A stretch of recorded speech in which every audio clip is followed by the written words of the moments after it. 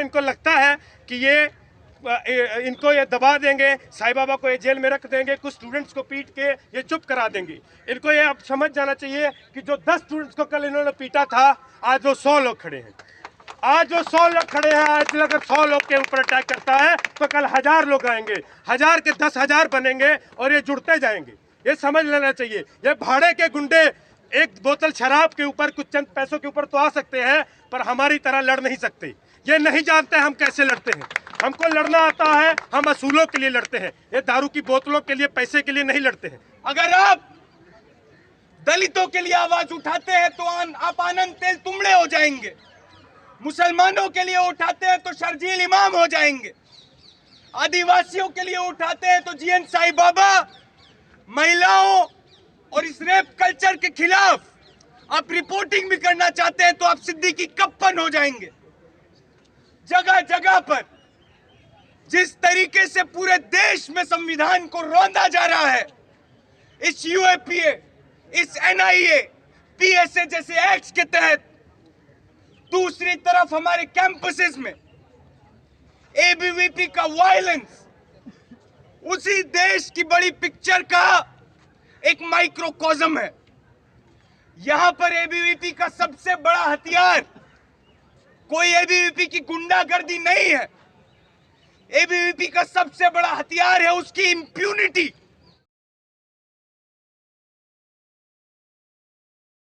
कल जब हम इस आर्ट फैकल्टी में आते हैं तो हम यहाँ पे कैंपेन करते हुए पटेल चर्च तक जाते हैं।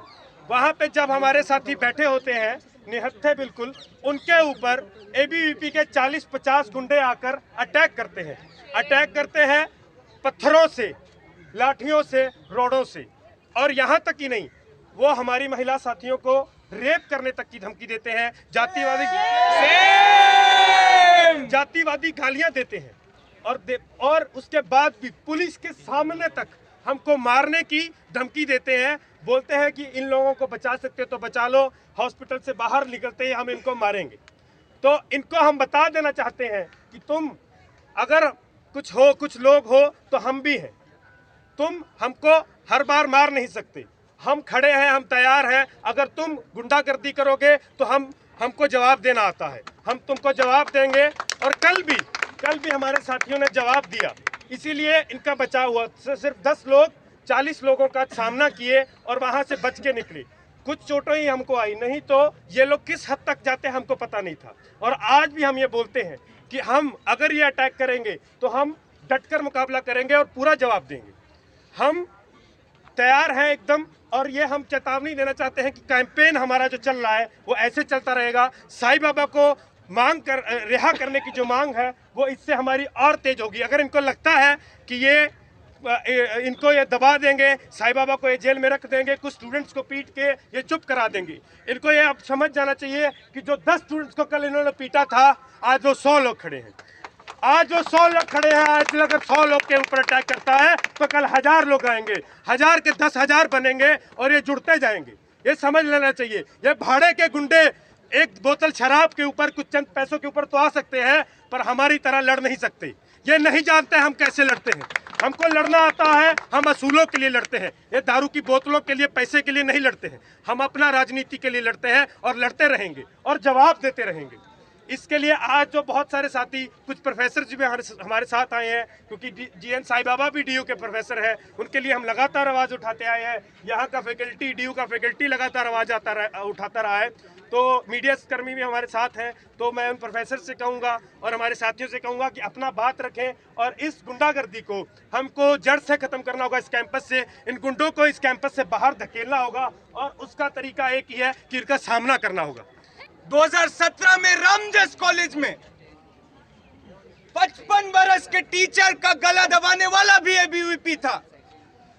जेएनयू के अंदर मास्क करके स्टूडेंट्स के हॉस्टल्स में घुसकर उन पर हमला करने वाला भी एबीवीपी था।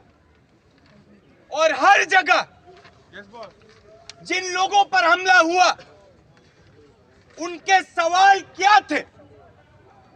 कल हमारे साथी जाते हैं ये बात कहने कि जो लोग आदिवासियों का सवाल उठा रहे हैं उनको तुमने जेल में बंद कर रखा है। 19 में जेएनयू पूछ रहा था।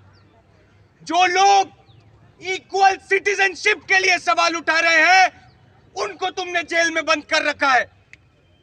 लगातार जो भी व्यक्ति इस देश में यह फैसला करता है कि वो इस देश में दबे कुचलों के लिए लड़ना चाहता है, चाहे वो डॉक्टर आनंद तेलतुंबड़े हो, अगर आप दलितों के लिए आवाज उठाते हैं तो आप आनंद तेलतुंबड़े हो जाएंगे। मुसलमानों के लिए उठाते हैं तो शर्जील इमाम हो जाएंगे। आदिवासियों के लिए उठाते हैं तो जीएन साई बाबा। महिलाओं और इस रेप कल्चर के खिलाफ आप रिपोर्टिंग भी करना चाहते हैं तो आप सिद्दीकी कप्पन हो जाएंगे।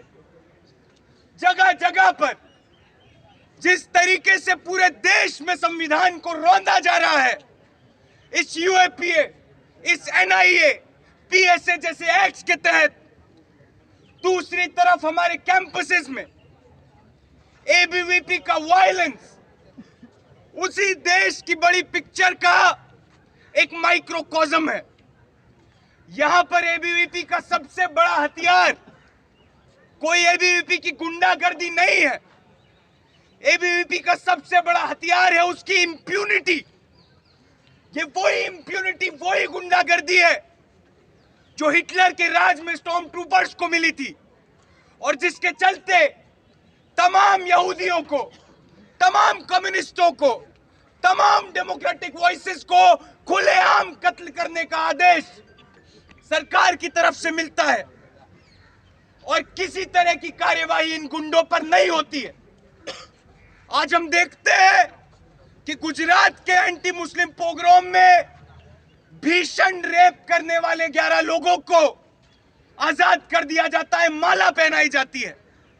पहलू खान की हत्या करने वाले व्यक्ति को बीजेपी के नेता के माला पहनाते हैं। जगह जगह पर मॉब लिंचर्स को सेलिब्रेट किया जाता है। यति नरसिंहानंद जैसे लोग, कपिल मिश्रा जैसे लोग, अनुराग ठाकुर, प्रवेश वर्मा, जिन्होंने समाज में जहर घोलने का काम किया है, आज वो जेल में नहीं है। वो लोग हैं मिनिस्ट्रीज में, वो लोग हैं पार्लियामेंट में, और जेल में कौन है? जिन्होंने लोगों के बीच में जाकर ये कहने की हिम्मत करी कि अधिकार कोई देता नहीं है, छीनना पड़ता है। और इस संविधान को जीवित रखने का काम जो लोग कर रहे थे, चाहे वो शाहीन बाग की महिलाएं हो, चाहे वो दिल्ली के बॉर्डर पे बैठे किसान हो, चाहे वो हमारी यूनिवर्सिटी के professor GN Sai Baba, professor Honey बाबू हो, चाहे आपके और मेरे जैसे स्टूडेंट्स शर्जील इमाम, उमर खालिद हो, हर किसी पर बॉडीली अटैक करके इस सरकार को लगता है कि जनता की चेतना को रोक देगी। हम इस सरकार से और एबीवीपी के गुंडों से कहना चाहते हैं कि दबे कुचलों को आवाज देना हम अपना कर्तव्य समझते हैं और हम इंस्पिरेशन ढूंढते हैं भगत सिंह में, ढूंढते हैं अंबेडकर में, ग्रामसी में, लाइबनेक्ट में।